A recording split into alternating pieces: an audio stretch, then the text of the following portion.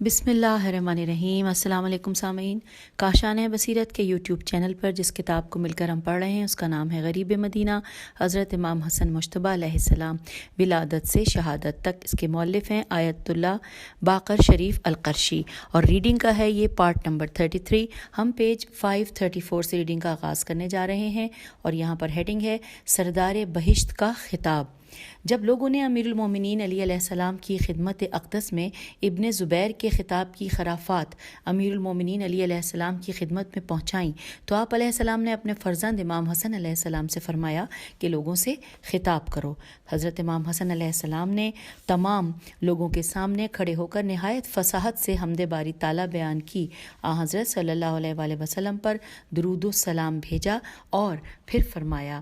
اب یہاں پر یہ سب عربی میں لکھا ہے اس صفحے میں، جبکہ ہم اب پیج نمبر 535 پر اس کا اردو ترجمہ پڑھنے جا رہے ہیں۔ انورٹڈ کاما کہ اے لوگو، ہمیں خبر دی گئی ہے کہ عبداللہ بن زبیر نے میرے والد بزرگوار علیہ السلام کے ذمے کچھ برائیاں عائد کی ہیں اور قتل عثمان رضی اللہ کو آپ علیہ السلام سے منسوب کر کے تہمت لگائی ہے۔ اے مہاجرین و انصار اور دیانتدار لوگوں، تم خوب جانتے ہو کہ عبداللہ کا باپ زبیر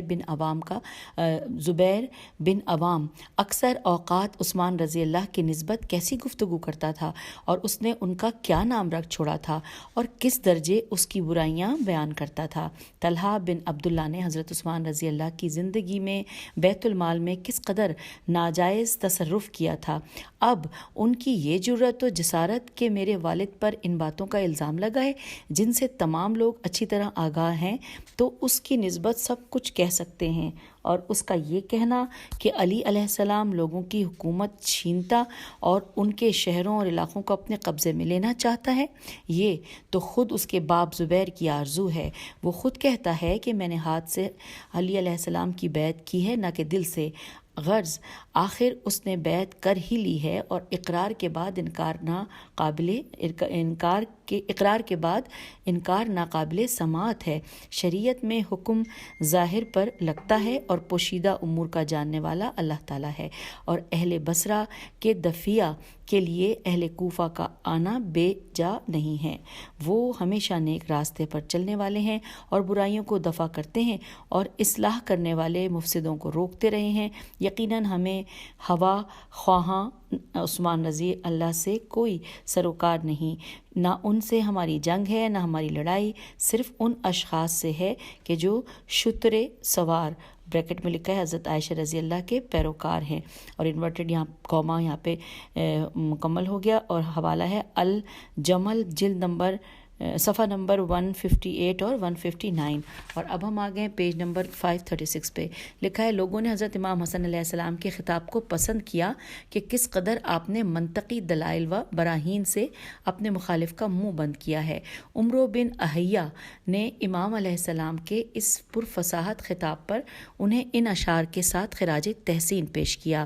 انورٹڈ کاما میں ہم ترجمہ پڑھ رہے ہیں کہ اے سب سے بہتر و برتر حسن علیہ السلام، اے اپنے باپ کی شکل و شبیہ۔ آپ علیہ السلام نے وہ مدلل اور استدلالی خطاب کیا کہ دشمن کو تڑپا دیا ہے۔ آپ علیہ السلام نے وہ خطبہ دیا کہ اللہ رب العزت نے آپ علیہ السلام کے والد کو ان عیب دار لوگوں سے جدا کر دیا۔ دشمن نے جو الزامات دیے آپ نے انہیں جھوٹا ثابت کیا۔ آپ نے واضح پیغام دیا اور امر واضح ہو گیا۔ دل میں فتنہ و فساد تھا، اس کی اصلاح ہو گئی۔ ابن زبیر کہاں اور آپ کہاں؟ یہاں پر سوالیہ نشان ہے۔ جس کی زبان پھسل رہی تھی کیونکہ وہ جھوٹ بول رہا تھا، اللہ رب العزت نے انکار کر دیا کہ ابن زبیر وصی رسول صلی اللہ علیہ وآلہ وسلم اور نجیب الطرفین کے فرزند کے برابر ٹھہرے۔ وہ ذات جس کے ایک طرف نبی صلی اللہ علیہ وآلہ وسلم اور دوسری طرف وصی رسول صلی اللہ علیہ وآلہ وسلم ہو تو وہ سب سے بہتر و برتر ہے، اور اس میں کوئی اختلاف و تخلیط نہیں ہے، وہ آپ علیہ السلام ہیں۔ یہاں پر انورٹڈ کاما کلوز ہو گیا۔ ہم نے اس شاعری کا ترجمہ پڑھ لیا، اور یہاں پر حوالہ ہے شرح نیج البلاغہ ابن ابی الحدید جلد نمبر 1 صفحہ نمبر 146۔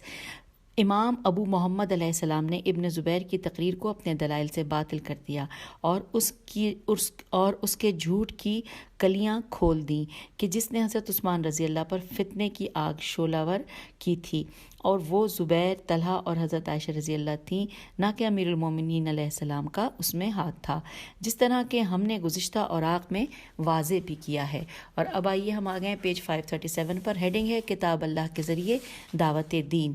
لکھا ہے ولی امر مسلمین خلیفہ رسول صلی اللہ علیہ وآلہ وسلم نے سر توڑ کوشش کی کہ جنگ نہ ہو، فریقین کے درمیان صلح ہو جائے تاکہ مسلمانوں کا خون نہ بہے اور جمعیت منتشر نہ ہو۔ امام علیہ السلام نے صلح کا ہر طریقہ استعمال کیا، لیکن فریق مخالف نے ہر دفعہ جنگ اور خون خرابی کی کوشش کی۔ الغرض آپ علیہ السلام قرآن کریم کو اپنے اور ان کے درمیان لے آئے۔ آپ علیہ السلام نے اپنے دائیں ہاتھ میں قرآن مجید لیا اور اپنے لشکر کے درمیان چکر لگانے لگے اور فرمانے لگے انورٹڈ کاما کہ تم میں سے کوئی ایسا ہے کہ جو اس مصحف کو اور جو اس کے اندر ہے اسے ان لوگوں کے سامنے پیش کرے۔ اگر اس کا ایک ہاتھ کاٹ دیا جائے تو قرآن کو دوسرے ہاتھ میں لے، اگر دوسرا ہاتھ بھی کاٹ دیا جائے تو میم سواد ہیتے کو دانتوں سے پکڑے اور آخر میں شہید کر دیا جائے۔ انورٹڈ کاما یہاں پہ کلوز ہو گیا ہے۔ پھر لکھا ہے امام علیہ السلام کے اس فرمان پر ایک خوبصورت، بہادر و شجاع نوخیز جوان آگے بڑھا اور عرض کیا کہ وہ اس خدمت کے لیے حاضر ہے۔ جب امام علیہ السلام نے اس کے سن و سال، حسن اور اٹھتی ہوئی جوانی و شباب کو دیکھا تو اسے نظر انداز کر دیا۔ پھر امام علیہ السلام نے آواز بلند کی کہ پھر بھی اس جوان نے لبیک کہی۔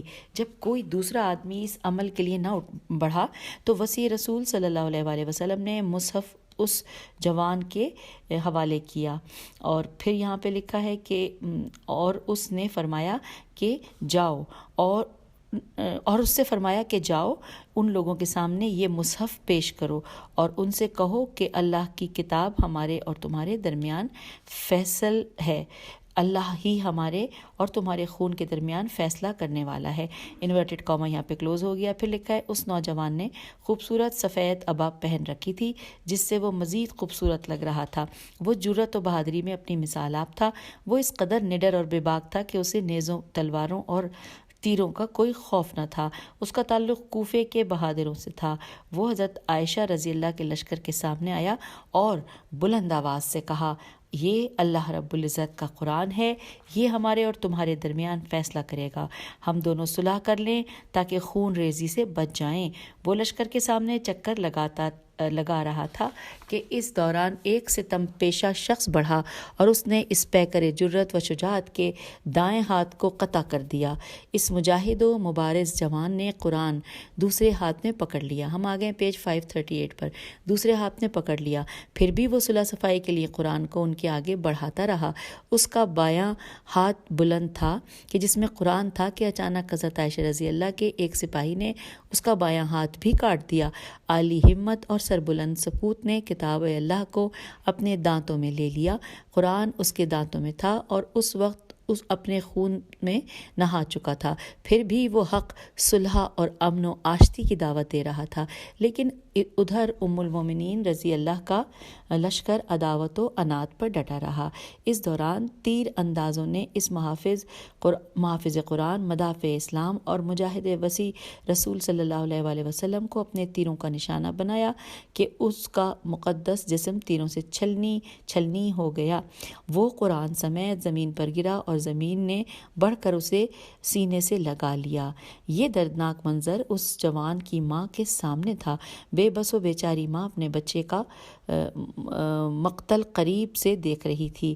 جب نوجوان کی روح اس کے قفس انصری سے باہر آئی تو بہادر ماں نے اپنے بیٹے، اپنے بہادر سپوت کو مرثیے کے انداز میں خراج تحسین اس طرح پیش کیا۔ آئیے ہم ترجمہ پڑھتے ہیں کہ اے پروردگار جہاں یہ مجاہد و مبارز مسلم فرزند ان لوگوں کے پاس اللہ کی کتاب لے گیا، وہ سب اسلحے میں ڈوبے ہوئے تھے، اس کے پاس تیری کتاب تھی، وہ ان سے خوف زدہ نہیں ہوا۔ ان ظالموں نے نوجوان کے خون سے اپنی داڑھیاں رنگ لیں اور سامنے اس کی ماں آہ و فریاد بلند کرتے ہوئے اور آنسو بہاتے ہوئے اسے دیکھ رہی ہے۔ انورٹڈ کاما یہاں پہ کلوز ہو گیا اور حوالہ ہے مروج الذہب جلد نمبر 2 صفحہ نمبر 246۔ پھر لکھا ہے کہ اس دردناک واقعے کے بعد امیر المومنین علی علیہ السلام کے نزدیک صلح کے تمام وسائل ختم ہو کر رہ گئے تھے۔ اب آپ علیہ السلام کے حضور صرف ایک صورت رہ گئی تھی اور وہ جنگ، کہ اب ان سرکش لوگوں سے نجات صرف حرب و ضرب کے ذریعے ہی ممکن ہے۔ علی حیدر کرار نے اپنے اصحاب کو حکم دیا کہ اب ان کا قتل کرنا تمہارے لیے حلال ہے، اب تلواروں کی ضربات سے انہیں سیدھا کرو۔ اور یہ ہے حوالہ تاریخ طبری جلد نمبر 3 صفحہ نمبر 530، اور ہم آ گئے پیج نمبر 539 پر۔ اور پھر یہاں پر ہیڈنگ ہے اعلان جنگ۔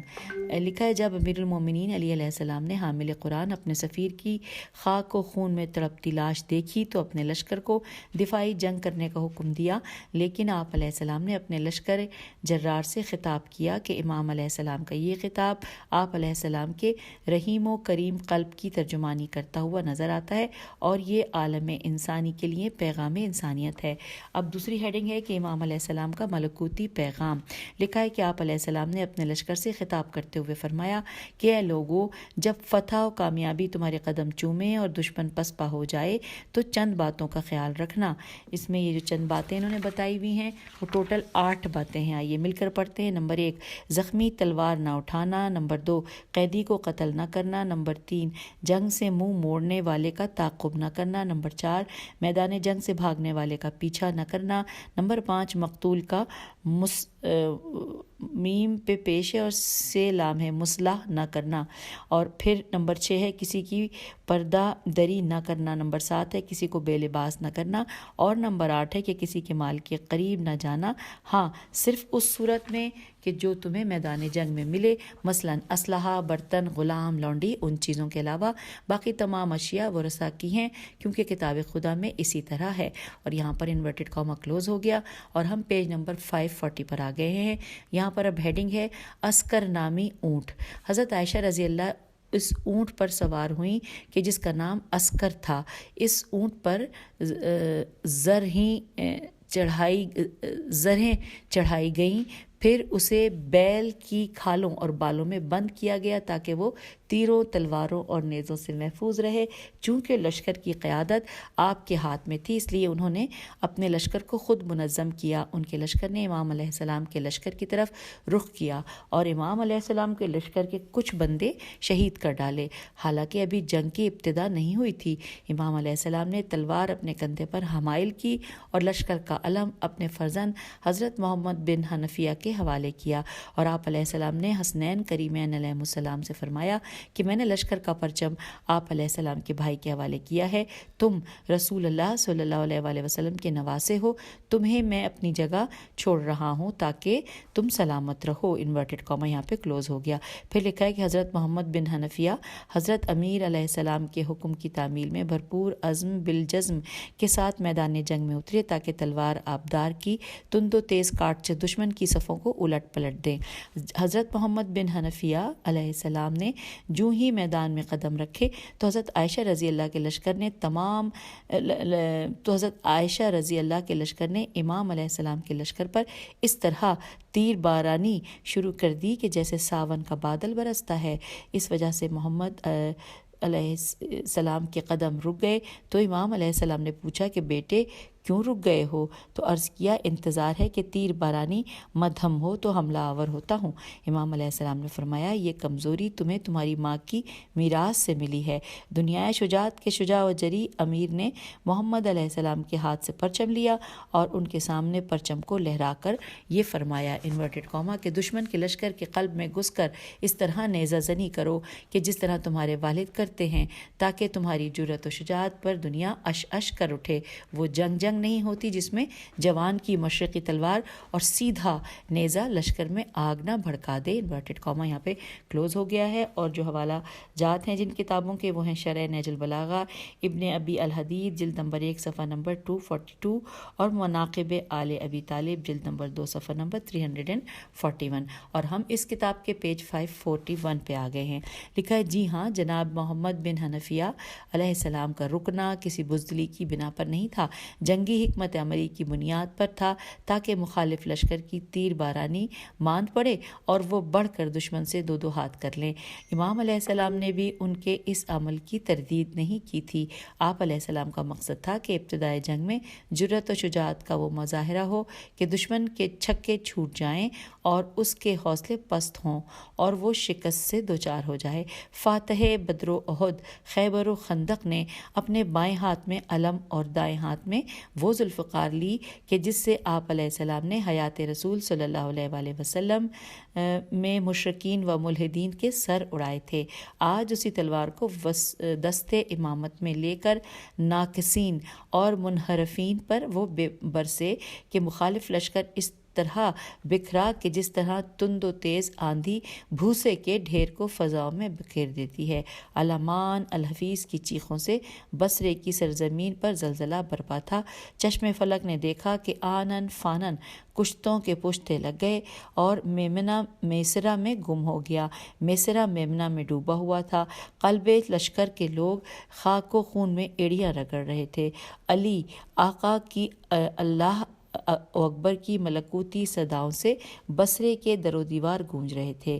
اب نیکسٹ ہیڈنگ لکھی ہے مقتل زبیر۔ دونوں لشکر آمنے سامنے تھے اور ان کا ہر سپاہی اسلحے میں ڈوبا ہوا تھا۔ تلواریں نیاموں سے باہر بہادروں کے ہاتھوں میں تڑپ رہی تھی، نیزے کھٹک رہے تھے، تیر انداز اپنے ہدف پر تیر جوڑے ہوئے تھے۔ میدان جنگ قیامت صغریٰ کا نقشہ پیش کر رہا تھا۔ موت اپنی داڑھیں نکالے رقص کنا تھی کہ اچانک دونوں لشکر اس گرجدار آواز کی طرف متوجہ ہوئے۔ اور پھر لکھا ہے پیج 542 پہ ہم آ گئے ہیں، جو گرجدار آواز سے ہوئے وہ ترجمہ لکھا ہے کہ زبیر کہاں ہے، زبیر کہاں ہے، یہاں پہ سوالیہ نشان ہے۔ پھر لکھا ہے موافق و مخالف لشکر کا ہر فرد اس وقت بحر استعجاب میں غوطے کھانے لگا جب دیکھا کہ زبیر کے نام کی صدا دینے والے علی ابن ابی طالب علیہ السلام ہیں کہ جن کے جسم پر زرہ ہے، نہ سر پر خود خیواؤ دال، نہ سر پر خود خیو کے اوپر زبر لگا ہوا ہے، ہاتھ میں شمشیر ہے نہ کوئی نیزہ، جنگی لباس سے آزاد نہتے بے خوف اور بے باک، اس طرح گھوڑے پر سوار ہیں جیسے کہ کوئی بادشاہ اپنی فوج کے درمیان چلتا ہے۔ لکھا ہے کہ جب زبیر نے سنا کہ علی ولی علیہ السلام اسے پکار رہے ہیں تو وہ اپنے لشکر کی صف سے نکلا۔ مروی ہے کہ وہ اس وقت اس طرح اسلحے میں ڈوبا ہوا تھا کہ اس کے جسم میں کوئی جگہ ایسی نہ تھی کہ جس پر لوہا نہ ہو۔ وہ جب قاتل مرحب و انتر کے حضور آیا تو آپ علیہ السلام نے اپنے اس دشمن کو گلے لگا لیا جو مسلح تھا۔ اور یہاں پر جو ہے حوالہ حاشیے میں دیا گیا ہے، تفصیلات ہیں کچھ، آئیے مل کر پڑھتے ہیں۔ 5-6 لائنیں ہیں۔ جناب زبیر ہاشمی تھے، حضرت ابو طالب علیہ السلام کے بھانجے تھے۔ ان کی والدہ حضرت صفیہ امام علی علیہ السلام کی پھوپھی تھیں۔ آپ حضرت ابو بکر رضی اللہ کے داماد تھے اور حضرت عائشہ رضی اللہ کے بہنوئی تھے۔ عبید اللہ ان کا بیٹا تھا۔ امام علی علیہ السلام نے فرمایا تھا کہ جب تک زبیر کی اولاد چھوٹی تھی وہ ہمارے قریب تھا، اور اب جب ان کی اولاد جوان ہوئی تو وہ ہم سے کٹ گئے۔ جب امام علیہ السلام نے انہیں میدان جمل میں بلایا تھا تو فوراً چلے آئے تھے، کیونکہ امام علیہ السلام کے ہاتھ میں تلوار نہیں تھی، اگر تلوار دیکھتے تو شاید نہ آتے۔ اور یہاں پر سوالیہ نشان بھی ہے اور بریکٹ میں لکھا ہے مترجم۔ تو یہ ہم نے حاشیے میں پڑھ لیا ہے جو اشارہ تھا۔ اب آئیے دوبارہ صفحے کی جانب لکھا ہے سید الاوصیاء نے فرمایا کہ ابو عبداللہ خیر ہے، یہاں کیوں تشریف لائے ہو؟ تو زبیر نے کہا عثمان رضی اللہ کے قاتلوں سے انتقام لینے آیا ہوں۔ امام علی علیہ السلام نے لمحہ بھر توقف کیا اور پھر بانداز تجسس فرمایا کہ تم اور انتقام خون عثمان رضی اللہ؟ زبیر نے کہا جی ہاں۔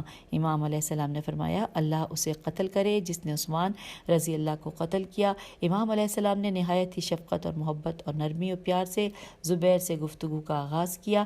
آپ علیہ السلام نے اسے زمانہ ماضی کی تاریخی بات یاد دلانے کی کوشش کی کہ جسے زبیر بھول چکا تھا۔ آپ علیہ السلام نے فرمایا کہ کیا وہ زمانہ یاد ہے کہ جب تم رسول اللہ صلی اللہ علیہ وآلہ وسلم کے ساتھ تھے، آپ صلی اللہ علیہ وآلہ وسلم تمہارے ہاتھ کا سہارا لے کر چل رہے تھے جب آقا نامدار صلی اللہ علیہ وآلہ وسلم میرے قریب تشریف لائے تو آپ صلی اللہ علیہ وآلہ وسلم نے مجھے سلام کیا تھا اور میری طرف دیکھ کر مسکرا پڑے تھے. پھر آپ صلی اللہ علیہ وآلہ وسلم تمہاری طرف متوجہ ہوئے اور تجھے خطاب کیا تھا انورٹڈ کاما کہ اے زبیر ایک دن تم علی علیہ السلام سے جنگ کرو گے اور تم ظلم سے دوچار ہوگے انورٹڈ کاما کلوز. ہم پیج 543 پر آ گئے ہیں. جب زبیر نے امام علیہ السلام سے سید الانبیاء کا وہ فرمان سنا جو اس نے آپ صلی اللہ علیہ وآلہ وسلم کی حیات مبارکہ میں سنا تھا تو اسے جھٹکا سا لگا. چہرے کا رنگ اڑ گیا, دل کی حرکت تیز ہو گئی, زمین اس کے پاؤں سے کھسکنے لگی, ندامت سے اپنے پسینے میں ڈوب گیا. امام سے کہا کہ جی ہاں یاد ہے. تو امام علی علیہ السلام نے فرمایا کہ پھر بھی میرے ساتھ جنگ. تو زبیر نے کہا کہ واللہ میں یہ حدیث بھول گیا تھا, اگر مجھے یہ فرمان رسول صلی اللہ علیہ وآلہ وسلم یاد ہوتا تو کبھی آپ سے جنگ نہ کرتا. اور یہ ہے حوالہ الامامت والسیاست اور جلد نمبر 1 صفحہ نمبر 73. اب یہاں پہ آگے چلتے ہیں. امام علی علیہ السلام اب واپس چلے جاؤ. امام علیہ السلام نے کہا کہ اب واپس چلے جاؤ. زبیر نے کہا اب کیسے واپس چلا جاؤں, میدان جنگ سج چکا ہے, یہ پسپائی وہ ننگ و آر ہے, وہ کبھی ڈھلنے والی نہیں ہے. اور یہاں پر پھر مولا علی نے فرمایا کہ واپس لوٹ جاؤ, کہیں آر اور نار دونوں تیرے حساب میں جمع نہ ہو جائیں. تو اس مکالمے کے بعد زبیر نے یہ اشعار کہتے ہوئے میدان جنگ چھوڑ دیا. ان اشعار کا مفہوم درج ذیل ہے انورٹڈ کاما میں نے آخرت کی آگ پر دنیا کی آر کو پسند کیا.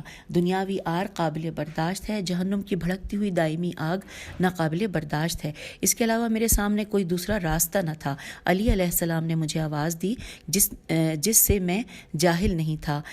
تیری زندگی کی قسم, دنیا کی آر دین کی آر کے مقابلے میں کوئی چیز نہیں ہے. میں نے علی علیہ السلام سے کہا کہ اے ابو الحسن علیہ السلام, جو کچھ تم نے کہا ہے وہ میرے لیے کافی ہے. انورٹڈ کاما کلوز ہو گیا. اور یہاں پر حوالہ ہے مروج الذہب جلد نمبر 2 صفحہ نمبر 247 اور النجوم الزہرا جلد نمبر 1 صفحہ نمبر 105 اور 106. اور ہم آ گئے ہیں پیج نمبر 544 پر. یہاں پر ہیڈنگ ہے جناب زبیر کی ندامت. لکھا ہے جناب زبیر نے اس فتنہ و فساد سے جان چھڑائی.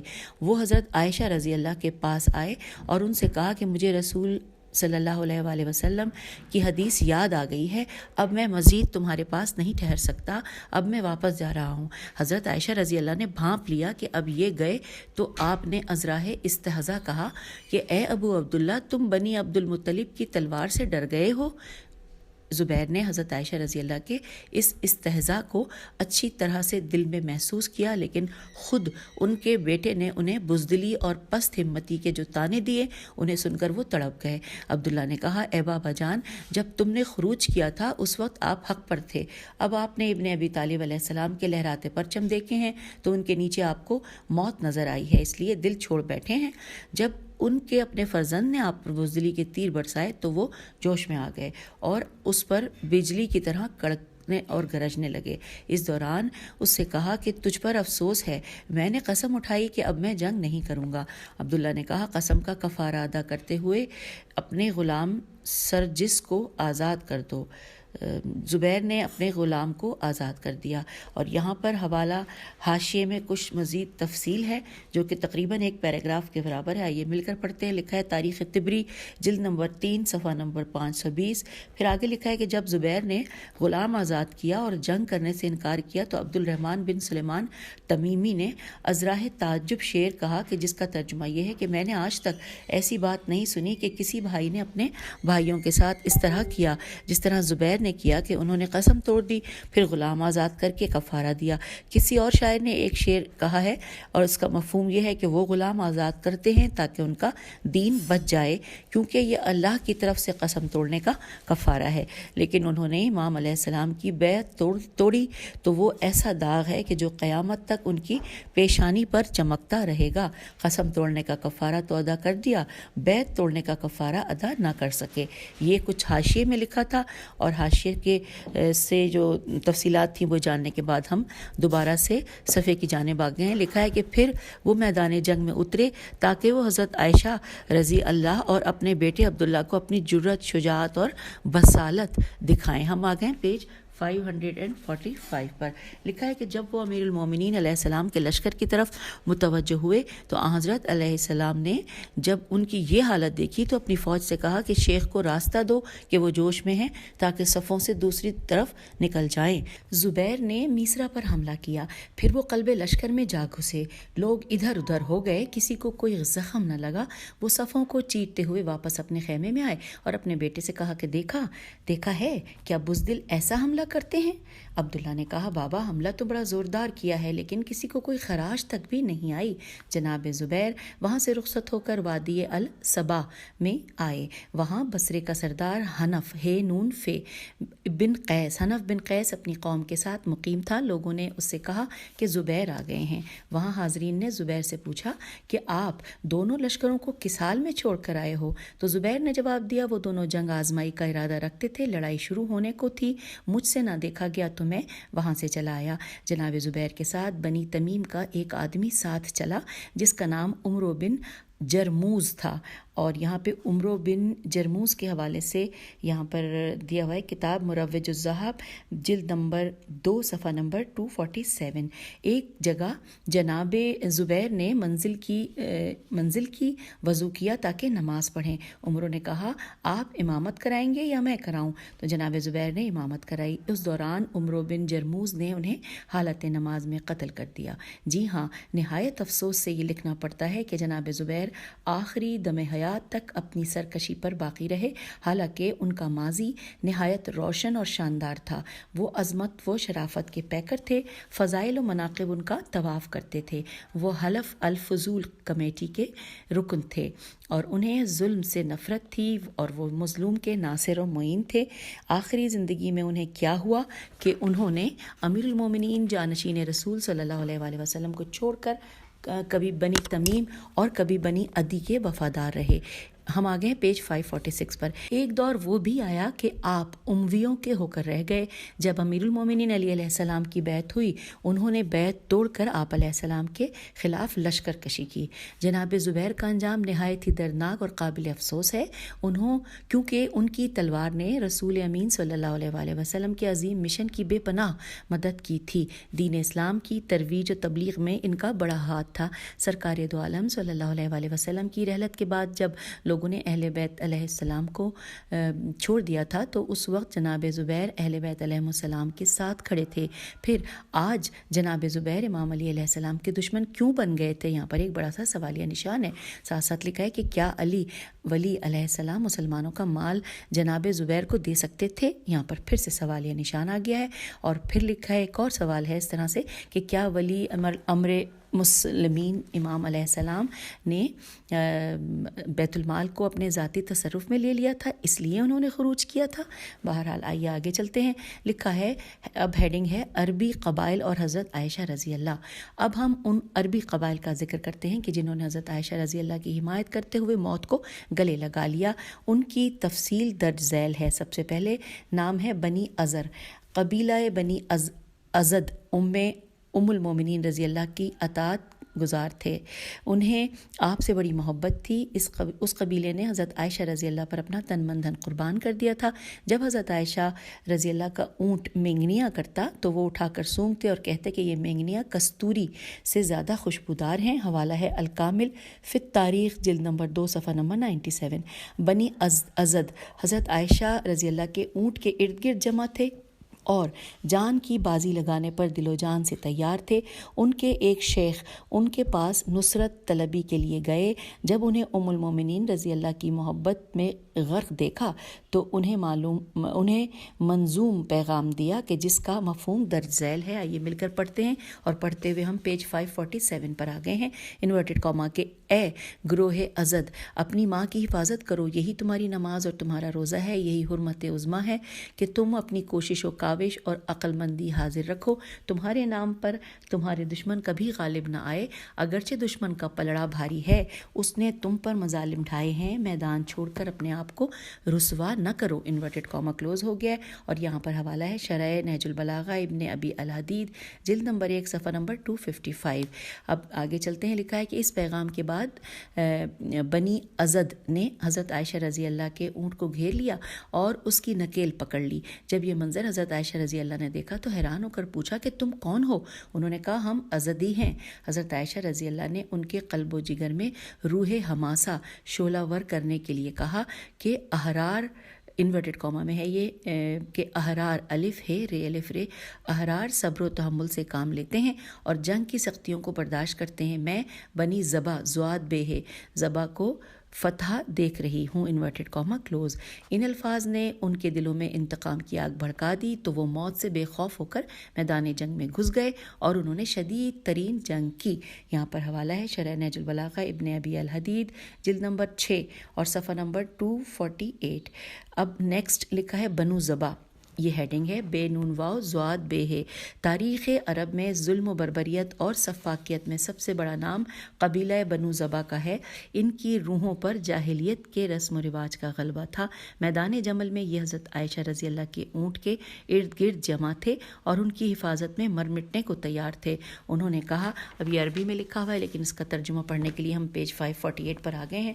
انہوں نے کہا انورٹڈ کاما، اے ہماری ماں، اے ہمارے نبی صلی اللہ علیہ وآلہ وسلم کی زوجہ، اے ہادی و مہدی اور مبارک کی بیوی، ہم بنی زبا ہیں، ہم بھاگنے والے نہیں ہیں جب تک کھوپڑیاں گرتی نہ دیکھ لیں اور خون کی ندیاں نہ بہیں۔ انورٹڈ کاما کلوز ہو گیا۔ اور یہاں پر جو دو کتابوں کا حوالہ ہے وہ ہے تاریخ طبری جلد 3 صفحہ نمبر 527 اور الکامل فی التاریخ جلد نمبر 3 صفحہ نمبر 249۔ اب آگے چلتے ہیں۔ لکھا ہے کہ ان لوگوں نے شدید ترین جنگ کی اور ان کے ہاتھ کٹ کٹ کر فضا میں اڑتے رہے، سر اڑ اڑ کر گرتے رہے۔ اس دن ان کا نعرہ دم عثمان رضی اللہ تھا۔ اور ان کے ایک شاعر کا کلام ہے، یہ عربی میں ہے، ساتھ میں ترجمہ لکھا ہے انورٹڈ کاما، ہم جمل والے بنی زبا ہیں، ہم جب موت نازل ہوتی ہے تو اس میں تو ہم موت میں گھس جاتے ہیں، ہمارے نزدیک موت شہد سے بھی زیادہ شیریں ہیں۔ ہم ابن عفان رضی اللہ کا نیزوں کی نوکوں سے بدلہ لینے آئے ہیں، ہمارا امیر ہمیں واپس کر دو اور ہمیں کچھ نہیں چاہیے۔ یہاں پر انورٹڈ کاما کلوز ہو گیا ہے۔ اور جن کتابوں کا حوالہ ہے وہ ہیں البدایہ والنہایہ جلد 7 صفحہ نمبر 271 اور الکامل فی التاریخ جلد نمبر 3 صفحہ نمبر 249، پھر شرح نہج البلاغہ ابن ابی الحدید جلد نمبر 2 صفحہ نمبر 254۔ آگے چلتے ہیں۔ لکھا ہے اونٹ کے ارد گرد ان کے 40 آدمی قتل ہوئے تھے۔ حضرت عائشہ رضی اللہ نے کہا تھا میرا اونٹ اس وقت تک برابر کھڑا رہا جب تک کہ بنی زبا کی آوازیں دھیمی نہیں پڑیں۔ اب پھر دوبارہ نئی ہیڈنگ ہے بنی ناجیہ، آئیے ان کے بارے میں پڑھتے ہیں۔ لکھا ہے تمام قبائل میں سب سے زیادہ بنی ناجیہ کو حضرت عائشہ رضی اللہ سے محبت تھی۔ انہوں نے اپنے بہت زیادہ آدمی قتل کرائے، یہ اونٹ کی نکیل کی رسی پکڑے ہوئے تھے۔ حضرت عائشہ رضی اللہ نے ان سے پوچھا کہ تم کون ہو؟ انہوں نے کہا ہم بنی ناجیہ ہیں، پیج 549 پہ ہم آ گئے۔ انہوں نے کہا کہ ہم بنی ناجیہ ہیں۔ ان کے حوصلے بڑھانے کے لیے انہیں جنگ کی آگ میں گھسنے کے لیے ان سے کہا انورٹڈ کاما کہ اے بنی ناجیہ، موت کے مقابلے میں ڈٹ جاؤ اور جنگ کی گرمی کو برداشت کرو، میں تم میں قریش کے خصائل ور شمائل دیکھ رہی ہوں۔ انورٹڈ کاما کلوز ہو گیا۔ اور یہاں پر جن کتابوں کے حوالہ جات ہیں وہ ہیں ایان الشیعہ جلد نمبر 1 صفحہ نمبر 458 اور شرح نہج البلاغہ ابن ابی الحدید جلد نمبر 12 صفحہ نمبر 265۔ پھر آگے چلتے ہیں۔ لکھا ہے اس طرح مزید قبائل نے بی بی کو اپنی وفاداریاں پیش کیں اور آپ نے انہیں وصی رسول صلی اللہ علیہ وآلہ وسلم کی عداوت پر آمادہ کیا، جس کی وجہ ان لوگوں کی ایک بڑی تعداد جنگ میں ماری گئی تھی۔ اب ہیڈنگ ہے سامنے، ہیڈنگ ہے اونٹ کے پاؤں کا قطع ہونا۔ لکھا ہے میدان جمل میں جنگ کے شعلے آسمان سے باتیں کر رہے تھے، فریقین اپنے اپنے قائدین کی محبت میں بڑھ بڑھ کر ایک دوسرے پر حملے کر رہے تھے۔ انہیں اپنی جان کی پرواہ نہیں تھی کیونکہ وہ موت سے کھیلنے آئے تھے، لیکن جنگ نتیجہ خیز دکھائی نہیں دے رہی تھی۔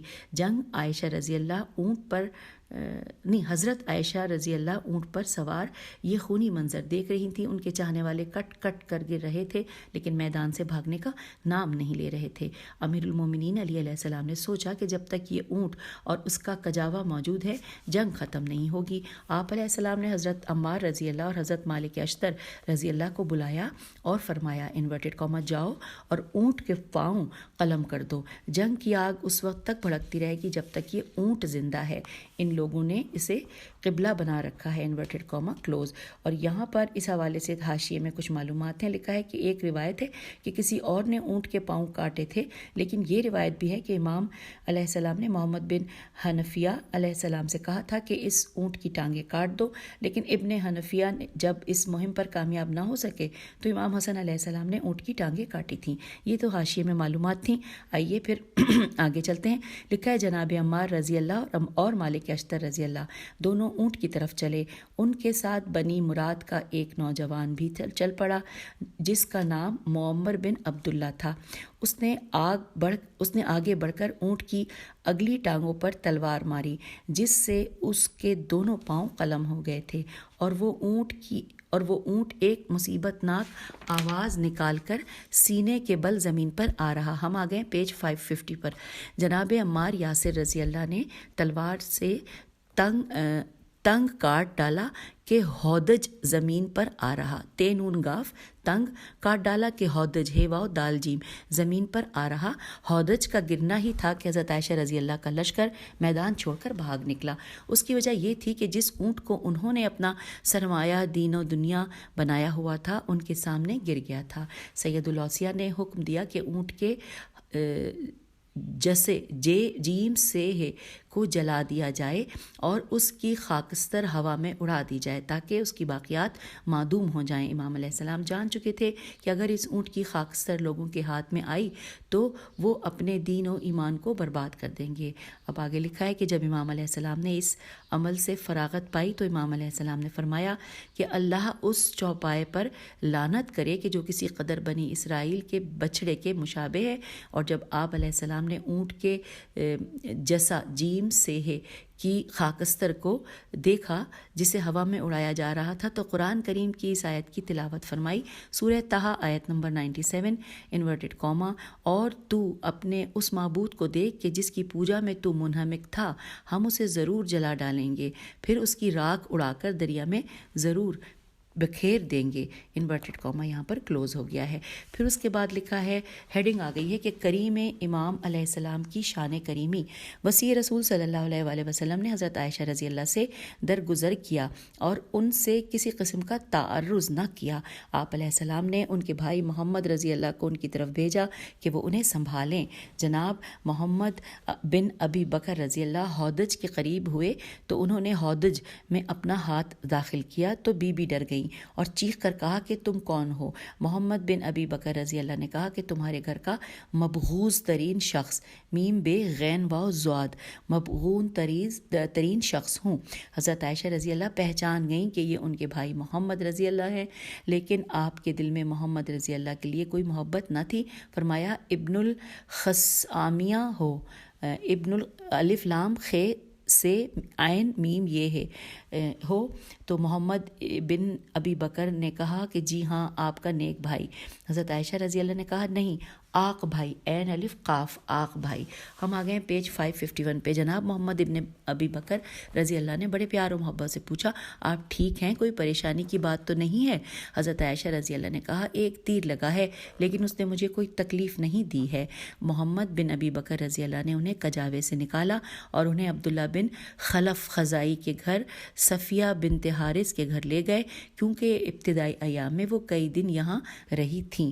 اب جہاں پہ لکھا ہے کہ خلف خزائی کے گھر لے گئے، خلف خزائی کے حوالے سے حاشیے میں کچھ تفصیلات ہیں۔ لکھا ہے عبداللہ بن خلف بن اسد الخزائی، یہ طلحہ الطلحات کے والد تھے۔